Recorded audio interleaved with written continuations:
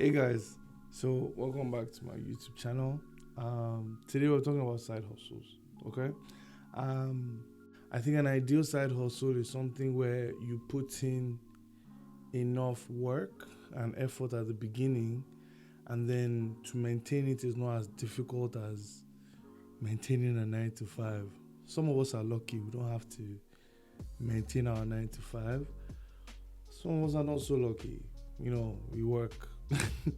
We work 9 to 5, but officially it's 9 to 5, but unofficially it's like 8 to 9 or something like that, right? Or if you're able to identify a unique side hustle that is perfect for you, then you don't necessarily need to work a 9 to 5, or you don't need to work as hard in a 9 to 5, or you can change careers into something more subtle, more soft, more calm, more peaceful. A career that actually has some sort of work-life balance, right? That's what we're looking at today. The first side hustle is for you to start an online demand business, right? A lot of people are used to online retail or drop shipping. This is not any of those two. This is also an online business or an e-commerce business, but with its own unique twist. So what you want to do with this sort of business is identify what is already in demand and just provide that.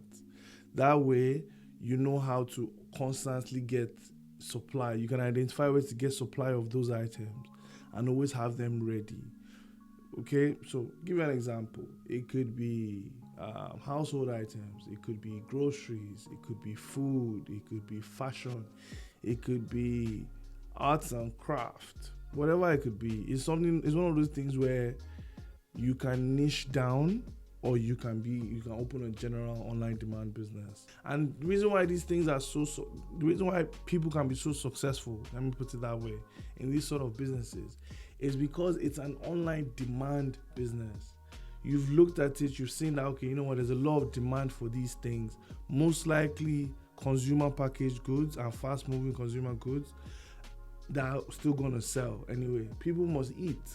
People must wash their clothes. People must use deodorant, I hope. People must use mouthwash.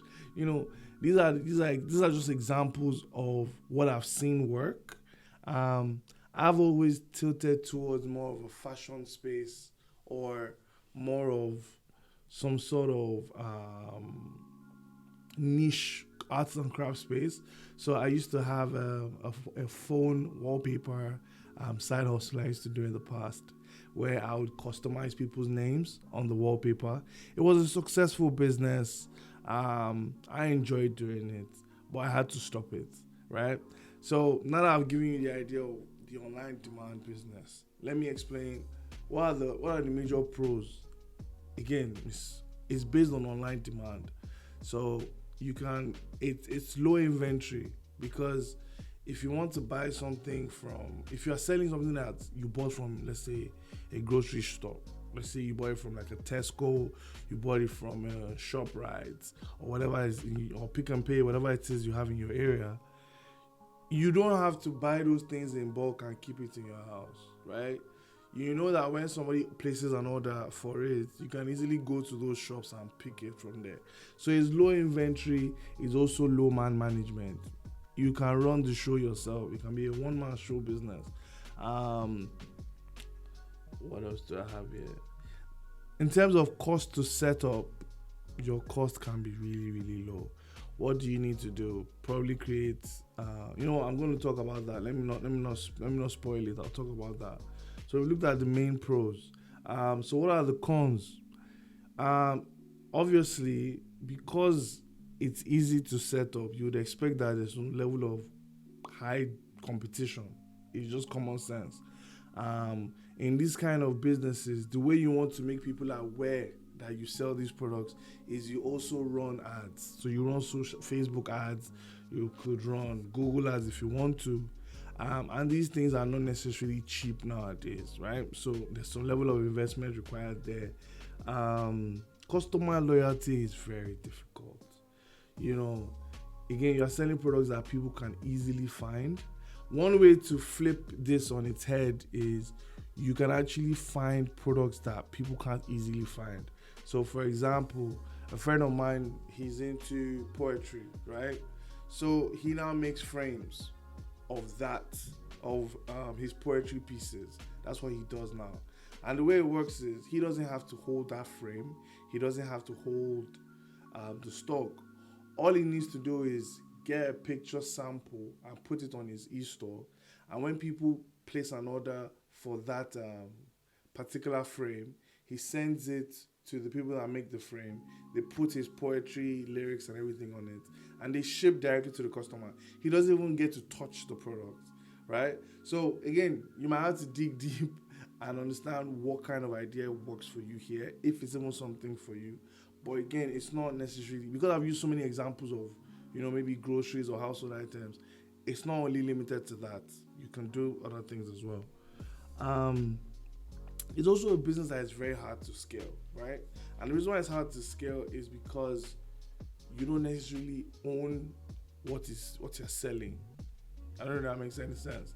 So in the household and grocery items example, you don't own Persil, you don't own Ariel, you don't own Russell and Hobbs. You don't own these things. These are brands that other businesses and other brands own. So how do you scale that kind of business? One way to do it though is you then developing or scaling to become more of a marketplace and becoming more of a niche leader in that marketplace. But that will require investment, and it's no longer a side hustle if you do that, right? Side hustles are meant to be small and efficient. Side hustles are meant to be small and efficient, right? That's typically how it works. But if you look at the flip side, where I gave you the idea of my friend that has a poetry business, in that scenario, he can just stock up frames that he knows that, okay, he's been selling for maybe 6 months to 1 year. This is selling well. I can stock up frames of this and be sure that it will sell. It's difficult to scale, but there are ways to scale, if that makes any sense. So what tools are required here? First off, I would say you want to focus on at least one social media channel. So in terms of tools, it could be a social media account on TikTok, on IG, even on Facebook. It depends on what works for you. And then you want to have the ads account manager of that particular platform. So if you are on TikTok, you also want to have a TikTok business ads manager account. If you are on Instagram, you want to have a Meta ads manager account. The reason why I'm saying this is, like I mentioned earlier, you are going to have to run ads for your business.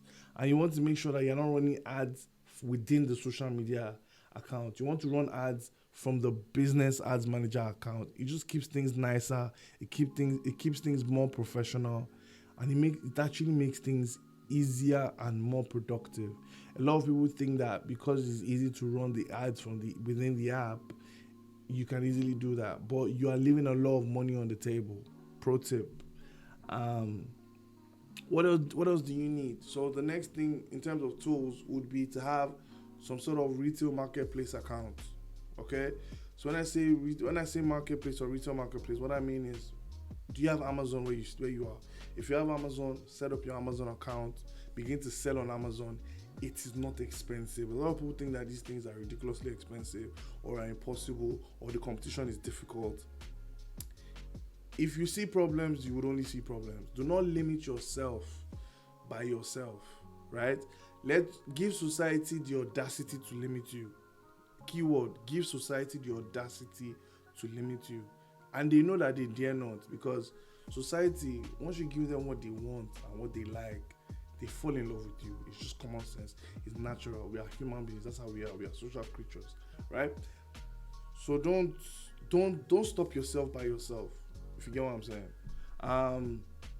So there's Amazon, there's Etsy. So my friend that sells poetry, obviously, it will be more relevant to sell on Etsy, on an Etsy marketplace, right?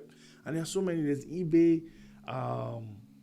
There are so many marketplaces now, guys. You don't limit your research to what you only see around you, right? Exposure is very key. So make sure you become more exposed. Do your own research, and the more you dig, the more you discover. Yeah, I think that's how it works. But yeah, so you can also build your own e-store. This will require some level of commitment. It will require some level of maybe not necessarily tech skills. There are places like Squarespace, Wix, Shopify, WooCommerce that you can build your own e-store and begin to sell products. Preferably, so because I am very so the way I look at things is I love to have my own first party data, right? And again, because of my experience in digital marketing and sales, it's easy for me to understand the importance of first party data. So I always work with first party data majority of the time. And what that means is I would naturally want my own e-store.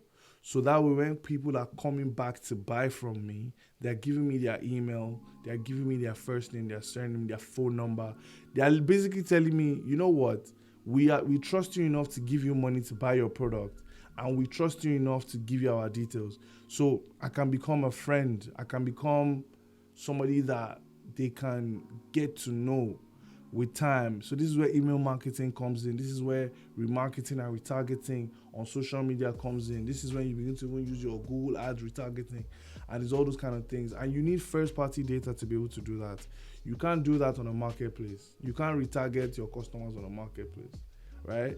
You can't retarget your customers from a marketplace on social media. The marketplace will never give you that data, at least not in today's era. But let's see how it goes. Then finally, in terms of tools, you want to look at email marketing software.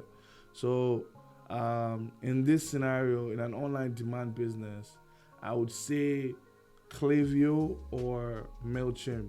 Just look at those two. If you have other ones that you've tested and are working well, go for it, please. But typically those two, and you're good to go. Mind you, all these things I've mentioned, they are not free, but they are not expensive. They're not ridiculously expensive. I think the majority of your cost would come in when you set up either a Shopify store or something, because Shopify bills you monthly. MailChimp, I think you can set up to 2,000 emails and have up to 1,000 customers with MailChimp on a free account. I think that's enough to start. Once you have, again, if you have over 1,000 customers and you're already sending more than 2,000 emails monthly, you are obviously making enough money to begin to pay for these apps, right? So there's that. Now, some sort of pro tip. So because I've told you that this is an online demand business, so you literally can go and also collect, as you're getting products from other people, other brands and markets that sell this product, you can also shoot your own ads. And what I mean is, majority of the time, people just take pictures and images and videos from these companies that provide this product. So for example, if you buy stuff from Tesco, a nifty trick that people do is they take the image from Tesco's website of that product and put it on their store. Don't do that, right? Create your own images, create your own products. And the reason why I'm saying this is, like I mentioned, one of the problems you would have is customer loyalty is very difficult. So you want to have these images almost tell customers that you are creating a brand for yourself, that kind of thing. Also, if you're looking at poetry, for example, Printify. If you're looking at poetry and I think fashion, I've used Printful before. I think it was Printful I used in the past.